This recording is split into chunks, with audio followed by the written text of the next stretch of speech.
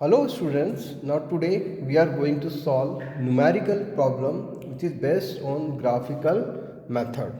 So students, सबसे पहले मैं आपको एक चीज़ बता देना चाहता हूँ कि हमारे जो प्रीवियस लेक्चर में हमने ग्राफिकल मेथड की थ्योरी डिस्कस की थी। उस थ्योरी में हमने कुछ स्टेप्स देखे थे। उस स्टेप्स में उसकी जो प्रोसीजर थी कि ग्राफिकल मेथड को किस तरह हम प्रोसीजर के थ्रू सॉल्व करते हैं। अब उसी प्रोसीजर के थ्रू अब हम यहाँ बात करते हैं न्यूमेरिकल की। अब जो न्यूमेरिकल है वो हमारे पास इस तरह दे रखा है, solve the following problem for maximization of profit. जहाँ पर ऑब्जेक्टिव फंक्शन दे रखा है maximize Z equals to 30x1 plus 20x2 और subject to constants 2x1 plus x2 is less than equal to 90, x1 plus 2x2 is less than equals to 80 and x1 plus x2 is less than equals to 50 and last में decision variable जो x1 और x2 is always greater than equal to 0। ठीक है, अब सबसे पहले हम बात करते हैं ऑब्जेक्टिव फंक्शन की। तो ऑब्जेक्टिव फंक्शन में हमें क्या बोला है, मैक्सिमाइज करना है। तो स्टूडेंट मैक्सिमाइज करना है मीन्स आपको प्रॉफिट को मैक्सिमाइज करना है। ठीक है, अब प्रॉफिट को मैक्सिमाइज करना है तो यहाँ पर हमारे पास सब्जेक्ट टू कंस्टेंट्स दे रखे हैं। अब जो सब्जेक्ट टू कंस्टेंट्स हैं, अब इसमें एक बात ध्यान रखो स्टूडेंट्स कि जब भी हम सब्जेक्ट टू कंस्टेंट्स की बात करते हैं तो देखिए सबसे पहले इनके जो कंस्टेंट्स हैं 2x1 plus x2 is less than equals to 90 और ये भी लेस देन है। दूसरा कंस्टेंट कौन सा, x1 plus 2x2 is less than equal to 80 और x1 plus x2 is less than equal to 50। अब तीनों कंस्टेंट में एक चीज़ कॉमन है कि ये जो फॉर्म है वो किस फॉर्म में, लेस देन इक्वल। ये भी लेस देन इक्वल और ये भी लेस देन इक्वल। अब मैं आपको थोड़ा बेसिक बताना चाहूँगा कि जब हमारे पास कोई भी कंस्टेंट लेस देन इक्वल होता है या ग्रेटर देन इक्वल होता है, अब जब लेस देन इक्वल होता है तब हम क्या करते हैं और ग्रेटर देन इक्वल क्या होता है तब हम क्या करते हैं।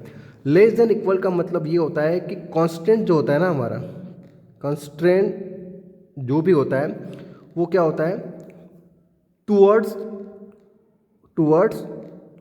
ओरिजिन। क्या होता है, टूवर्ड्स ओरिजिन। और अगर ग्रेटर देन इक्वल टू होता है, ग्रेटर देन इक्वल होता है तो कांस्टेंट्स क्या होता है,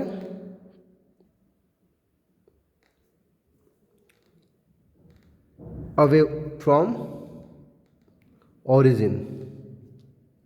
ये आपको यहाँ पर ध्यान रखना है।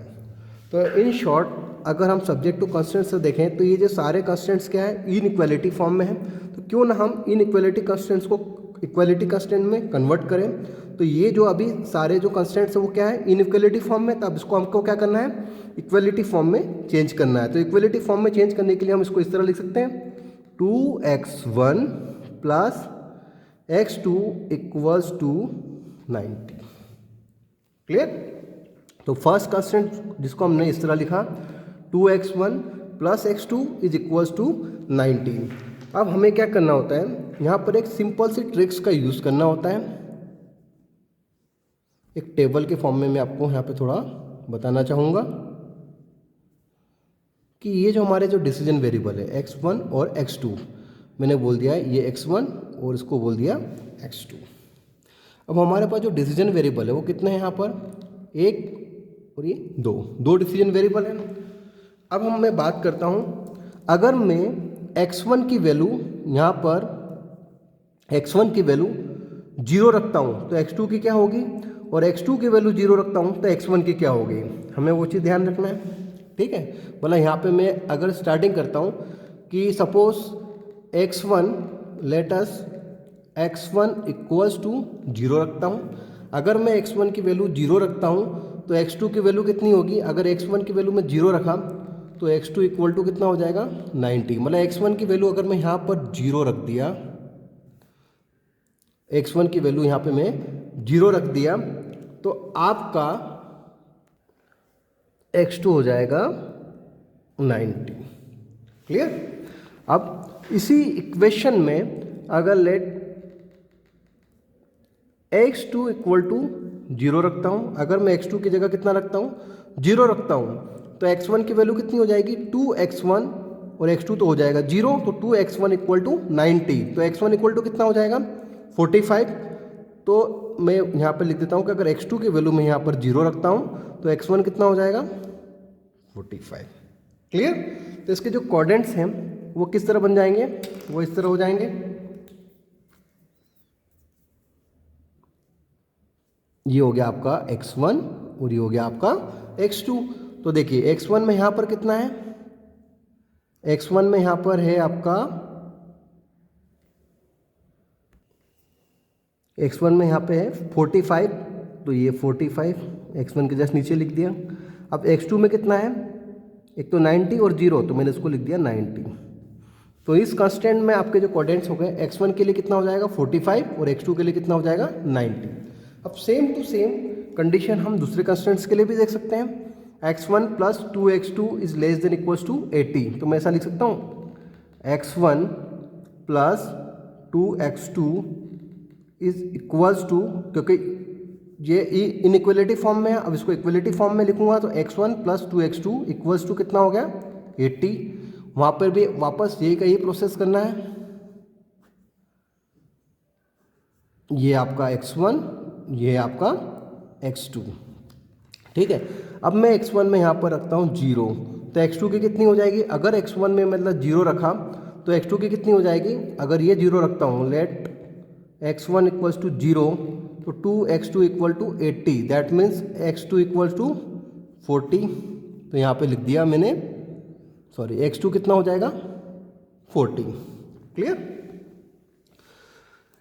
उम्मीद करता हूँ कि इतना तो आपको यहाँ पर क्लियर है। अब उसके बाद जैसे मैंने x1 इक्वल टू 0 रखा, अब मैं क्या करता हूँ, लेट x2 इक्वल टू 0, अगर x2 की जगह 0 रखता हूँ तो x1 इक्वल टू कितना हो जाएगा 80, अगर इसको 0 रखा तो x1 इक्वल टू कितना हो जाएगा 80। क्लियर? तो आपके यहाँ पर कांस्टेंट पॉइंट्स क्या हो जाएंगे, x1 के लिए तो ये हो गया 0 और 80, तो मतलब मैंने यहाँ पर 80 रख दिया, और x2 के लिए कितना हो जाएगा 40, तो ये हो गया आपका x1 और ये हो गया x2। अब सिमिलरली अब थर्ड कांस्टेंट्स की बात करते हैं, x1 प्लस x2, तो ये हो जाएगा आपका x1 प्लस x2, और इनइक्वलिटी से इक्वलिटी फॉर्म, दैट इज 50। अब यहाँ पे आप क्या देख रहे हो कि ये जो आपका x1 और ये आपका x2, अब मैं अगर यहाँ पे भी वही x1 की अगर वैल्यू 0 रखता हूँ तो x2 की कितनी हो जाएगी 50, और अगर x2 की 0 रखता हूँ तो x1 की कितनी हो जाएगी 50। तो यहाँ पे तो आपको क्लियर दिख ही रहा है,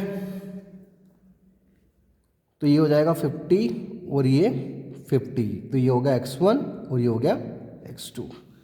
तो हमारी ग्राफिकल मेथड की फर्स्ट स्टेप हमने यहाँ पर कंप्लीट कर लिए। तो फर्स्ट स्टेप में आपको पहले कांस्टेंट, ये जो कांस्टेंट है इसमें कोऑर्डिनेट्स कितने मिल रहे हैं, x1 और x2 45 90, दूसरे कोऑर्डिनेट में कितने मिले 80 और 40, और तीसरे कांस्टेंट्स में कितने मिले 50 और 50। अब हम क्या करेंगे, इनका यूज़ करके ग्राफ को प्लॉट करेंगे। अब ग्राफ को कैसे प्लॉट करते हैं वो हम देखते हैं यहाँ पे। अब इन कोऑर्डिनेट्स का यूज़ करके हमें ग्राफ को कैसे प्लॉट करना है अब हम देखेंगे। तो स्टार्टिंग हम करते हैं इस फर्स्ट कोऑर्डिनेट से 45 और 90। पहले सबसे पहले मैं लिख देता हूँ कि ये जो हॉरिजॉन्टल लाइन है दैट इज़ x1, और ये जो वर्टिकल लाइन है दैट इज़ x2, और इसको ओरिजिन को मैंने बोल दिया 0। अब चूँकि अब यहाँ से हम क्लियर कर सकते हैं कि हमें ग्राफ कैसे प्लॉट करना है। देखिए 45 90 80 40 50 और 50 मीन्स हमको 10 के फॉर्म में लेना है, तो ये हो गया 10 20 30 40 50 60 70 80 90 100 10 20 30 40 50 60 70 80 90 और ये 100। ठीक है, क्योंकि हमारे पास रेंज भी क्या है 100 तक की रेंज में ही है। ठीक है, अब हम क्या करेंगे, स्टार्टिंग जैसे हमारा जो फर्स्ट कोऑर्डिनेट है x1 कितना है 45 और x2 कितना है 90, तो x1 45 है, तो x1 45 है, दैट मीन्स इस पॉइंट को यहाँ पे हमने इस तरह मार्क कर दिया। ये x1 कितना हो गया 45 और x2 कितना है आपका ये 90, तो इस तरह मैंने इसको मार्क कर दिया। अब हम क्या करेंगे इसको, क्योंकि हमारा जो कंस्टेंट्स है ये किस टाइप का है, लेस देन इक्वल टू। तो लेस देन इक्वल टू सबसे पहले तो अपन क्या करेंगे, इस पॉइंट से ये पॉइंट इनके बीच में एक लाइन को ड्रॉ करेंगे, ये कंस्टेंट फर्स्ट कंस्टेंट लाइन। अब ये जो फर्स्ट कंस्टेंट लाइन है, अगर मैं बात करता हूँ लेस देन इक्वल्स टू, तो लेस देन इक्वल टू मतलब क्या होगा, टुवर्ड्स ओरिजिन। टुवर्ड्स ओरिजिन मतलब ओरिजिन के अंदर की ओर। ये ओरिजिन कौन सा है आपका 0, तो इसके अंदर की ओर आएगा, ये अंदर की ओर, ठीक है। मतलब इन शॉर्ट लाइन के बिलो, मतलब ये जो रीजन बनेगा वो लाइन के क्या होगा, शेडेड एरिया जो बनेगा लाइन के क्या होगा, बिलो। तो फर्स्ट कंस्टेंट तो आपने यहाँ पे मेंशन कर दिया है। अब हम बात करते हैं सेकंड कंस्टेंट। तो सेकंड कंस्टेंट में कोऑर्डिनेट कितने हैं, 80 और 40, 80 और 40। तो फर्स्ट यहाँ पर ये है आपका 80 के इधर सर्कल कर दिया, और ये आपका जो 40 है 40 के इसमें सर्कल मार्क कर दिया। अब हम क्या करेंगे, इसको यहाँ से इंटरसेक्ट करा देंगे।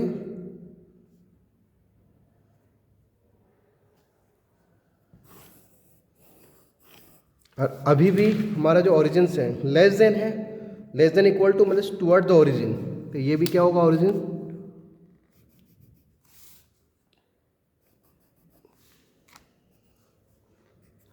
कांस्टेंट लाइन के बिलो, ठीक है।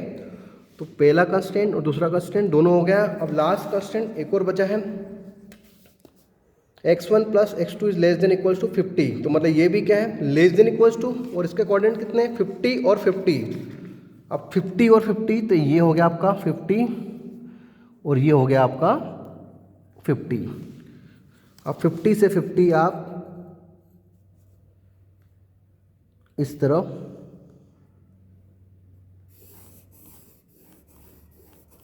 ये भी इस तरह होगा, ये भी क्या होगा, बिलो द लाइन या टुवर्ड द ओरिजिन, ये इस तरह।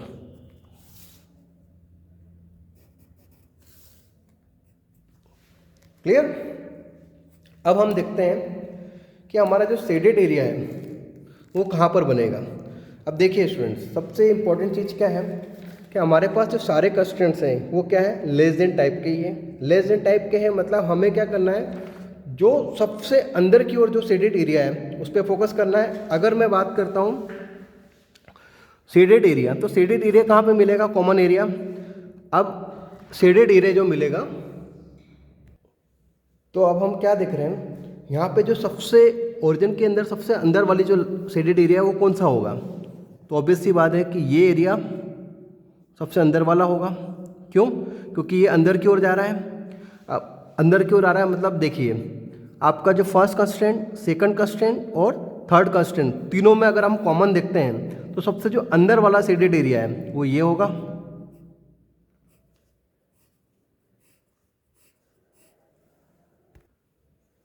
तो इस तरह हमने शेडेड एरिया यहाँ पर प्लॉट कर दिया। अब देखिए, अब आप स्टूडेंट, आपके मन में क्वेश्चन आया होगा कि सर हमने यही एरिया क्यों लिया, ये वाला क्यों नहीं लिया, क्योंकि अंदर तो ये भी जा रहा है, और ये वाला क्यों नहीं लिया। उसका मतलब ये है कि आप ये देख रहे हो कि शेडेड एरिया मीन्स आपका जो सिंबल है, सिंबल क्या है, लेस देन टाइप। ये भी लेस देन टाइप और ये भी लेस देन टाइप। मीन्स आपको क्या करना है कि जो भी कॉन्स्टेंट्स हैं वो टुवर्ड्स ओरिजिन, तो सबसे आगे की ओर टुवर्ड्स ओरिजिन क्या है, क्योंकि लाइन के बिलो, क्या लाइन के बिलो। अगर मान लो मैं ये वाला लेता हूँ, तो ये जो कंस्टेंट है ये हो सकता है कि लाइन के बिलो, लेकिन इस लाइन के तो अबव हो जाएगा। और अगर मैं इसको भी लेता हूँ, ये वाले पॉइंट को, तो ये भी क्या होगा, इसके अबव हो जाएगा। तो हमें वो वाला एरिया लेना है जो सबसे अंदर वाला एरिया हो। तो अंदर वाला एरिया कौन सा कॉमन एरिया है, ये आपका O, इसको मैंने बोल दिया पॉइंट्स में मैं मेंशन कर देता हूँ, ये O, ये A, ये B, ये C, और ये हो गया आपका D। तो देखिए, अब ये जो लाइन है इसके नीचे ही है, ये लाइन है ये भी इसके नीचे है, और ये लाइन ये भी इसके नीचे है, मतलब लाइन से ऊपर नहीं है। अगर मान लो मैं ये ले रहा हूँ तो ये इसके ऊपर हो जाएगा, अगर ये लेता हूँ तो ये इसके ऊपर हो गया, ये लेता हूँ तो ये इसके ऊपर हो गया, और ये लेता हूँ तो ये इसके ऊपर हो गया। तो मतलब सबसे अंदर वाला जो एरिया है वही हम फिजिबल रीजन में कंसीडर करेंगे। तो इसको क्या बोलोगे आप, फिजिबल रीजन। आपका फिजिबल रीजन कौन सा आ गया? ओ, ए, बी, सी और डी। तो आपकी थर्ड स्टेप भी आपकी क्या हो गई? ये कंप्लीट हो गई ग्राफिकल मेथड में। अब हम यहाँ पे हम क्या करेंगे, इसका थोड़ा सा स्केलिंग करके इसका मेजरमेंट करेंगे कि कौन से कोऑर्डिनेट में कौन सी वैल्यू कहाँ पर है। अब देखिए हमारा जो ओ वाला पॉइंट है यहाँ पर तो 0 0 ही होगा, ठीक है। अब मैं इस पॉइंट ए की बात करता हूँ, तो ए पॉइंट की बात करता हूँ, तो यहाँ पर x1 कितना है? x1 तो 0 है, लेकिन x2 कितना है? ये आपका कितना है? 40 है, ठीक है। अब मैं बात करता हूँ पॉइंट बी की ओर। तो पॉइंट बी पर देखिए आप, ये तो है आपका 20, तो x आपका कितना है? x1 कितना है? 20 और x2 कितना है आपका? 30, एक ये हो गया। अब सी पॉइंट की बात करता हूँ, तो यहाँ पर आपका x1 कितना है? x1 है आपका 40 और x2 कितना है आपका? इस पॉइंट पर ये आ रहा है आपका 10 और लास्ट में ये कितना है आपका? ये वाला पॉइंट, तो ये है आपका 45 x1 और x2 कितना है? 0। क्लियर? तो कितने पॉइंट्स हो गए आपके यहाँ पर? ये पॉइंट्स हो गए आपके। अगर मैं ओ पॉइंट्स की बात करता हूँ, तो ओ पॉइंट्स पर है आपका 0 0। ए पॉइंट्स पर कितना है? ए पॉइंट्स पे है हमारा 0 और 40। बी पॉइंट पर कितना है? 20 और 30। सी पॉइंट पर कितना है? 40 और 10 एंड फाइनली डी पॉइंट पर बात करें, तो डी पॉइंट पर कितना है? 45 और 0। तो ये आपको इस फिजिबल रीजन में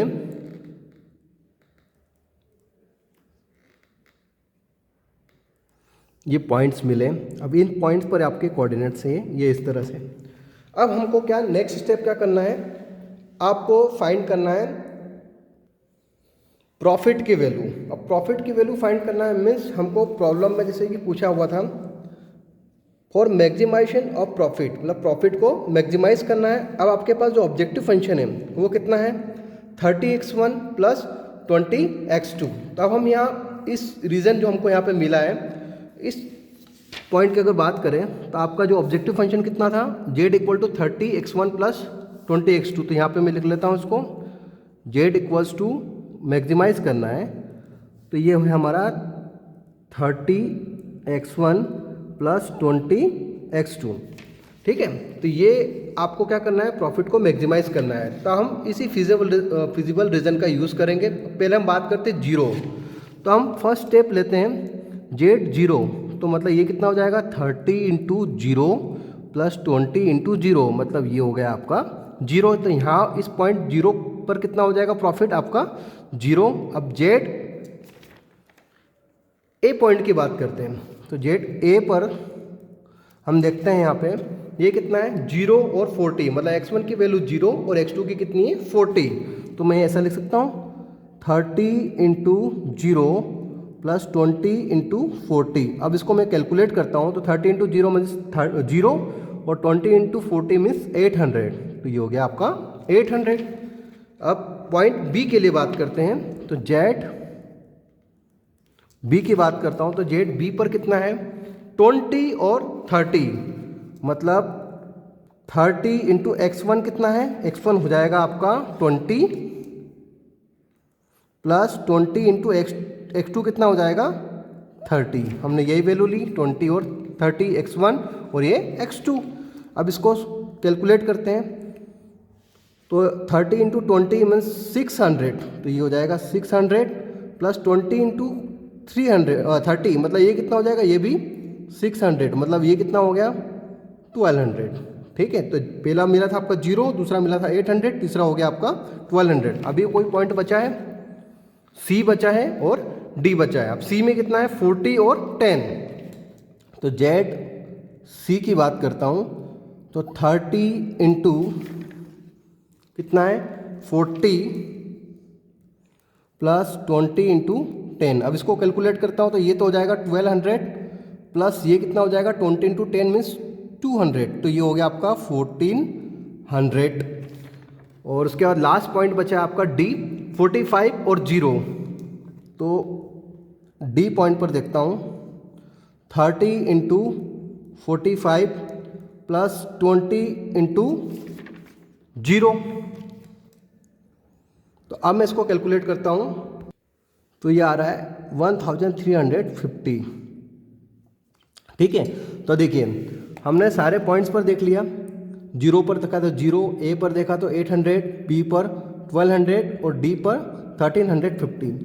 अब आप क्या देख रहे हो कि आपके जो भी पॉइंट्स हैं ए बी सी डी, यहाँ पर ए बी सी डी में 0 ए बी सी डी, किस पॉइंट पर आपका प्रॉफिट सबसे मैक्सिमम आ रहा है। तो मुझे दिखाई दे रहा है यहाँ पर सी पॉइंट की अगर बात करें तो यहाँ पे जो प्रॉफिट है मेरा वो क्या है, मैक्सिमम है। कितना है, मैक्सिमम है। तो आपके जो क्वाड्रेंट्स x1 और x2 की वैल्यू कितनी हो जाएगी, x1 की हो जाएगी 40 और x2 की हो जाएगी 10।